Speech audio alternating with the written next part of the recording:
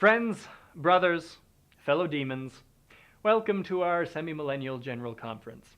Now, I know in the past I've spoken rather devilishly towards you, I'll admit it, but from the bottom of my pit, these last few decades have been excellent. Sure, we've had our failures, Luther in 1522, Tyndale in 25, Smith in 1830, but look at our progress since then. 23.5 million people in the United States of America are addicted to drugs or alcohol. That's comparable to the mortal population of Texas. 20 million children in the same country are living without their biological father at home. That's comparable to the populations of Minnesota, Michigan, and Wisconsin combined. Surely they must know by now that politicians don't raise a nation. It's the parents. And finally, over the last 38 years, there's been a 24% increase in indifference towards the Sabbath day. We're good at what we do. But for the next few minutes, I'd like to emphasize a few strategies relevant to the 21st century. First off, stop trying to get mortals to bite a hook baited with another hook. No more Hail Mary temptations. The era of Woodstock and Mardi Gras are over. The best are just getting better and the worst are already ours. I ask you, my fellow advertisers, are we incapable of building a simple mousetrap? All you need is a little cheese. Tell me about cheese. Is cheese poisonous? Does cheese explode when mortals chew it? No. Cheese in and of itself is delicious. Or so I've heard. Only those choking on the meatloaf of denial want to be fed pure lies. Now, I know you don't like to dabble in truth, but for the majority of your clients, you'll need to smother your lies in the alluring cheese of truth.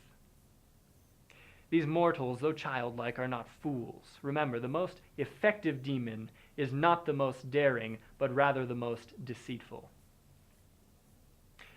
Now, the natural mind is an incredible thing, and more often than not, it works for our benefit. The prophet Alma spoke of planting seeds. Yes, I read the scriptures, always know your enemy. And planting seeds is what we also must do, my vile companions. The mind is fertile yet unstable ground. Plant fear and watch as it grows into hate and detestation before your eyes. Plant doubt and nourish it into rebellion.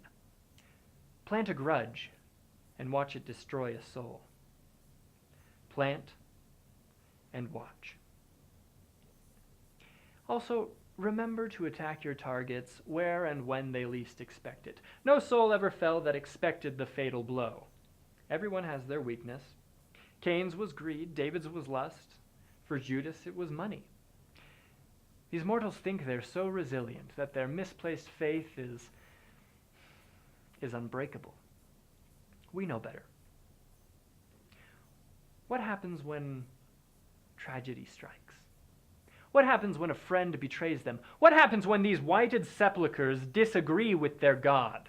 In the shadow of calamity, confusion, and inconvenience, there will we be, waiting.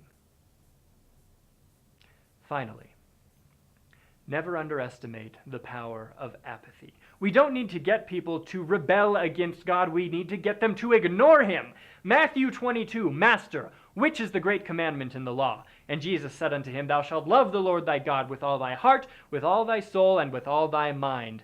That is the first and great commandment. Therefore, demons, indifference towards God is disobedience towards God. If you can't get them to sin, get them to do nothing. People believe that there are only saints and sinners, but there are also sitters, and they're ours. Demons, garnish your lies with sparkling truth. Plant seeds. Aim for the blind spots. And remember that indifference is much more powerful than insubordination. Now go, my cunning friends, and build my kingdom.